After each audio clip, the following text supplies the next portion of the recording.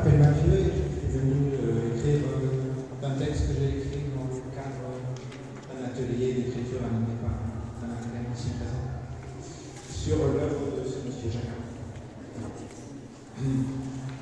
L'œuvre que j'avais choisi d'illustrer verbalement au premier lieu appartient déjà au passé, trop christique au premier regard, me portant déjà à réflexion pourtant, mais trop depuis la critique.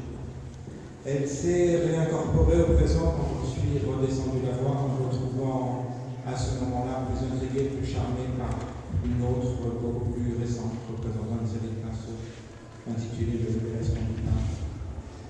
Ce délassement m'a évoqué une temporalité, sans savoir à quoi il en appelait, d'une part débrider les délassés ou d'un état complet. Ce tableau représentait peut-être la vieillesse, voire cachait la mort. Un regard porté sur une maladie qu'on ne saurait nommer. Certains polypes, certaines cellules dégradées enrobant le pourtour de ces pinceaux ressemblaient à d'autres aux motifs plus pauvres, plus frais, exécutés dans des époques antérieures, élaborés pourtant avec la même technique comme pouvait l'être l'appareil de jardin en bois tapissé, exposé pas loin. J'ai alors ressenti une ambiance catacombesque, si tant est que ce mot existe, à observer toute cette série d'articles, cet alignement ustensile appartenant au quotidien d'un homme, peintre de son état tout au long de son existence.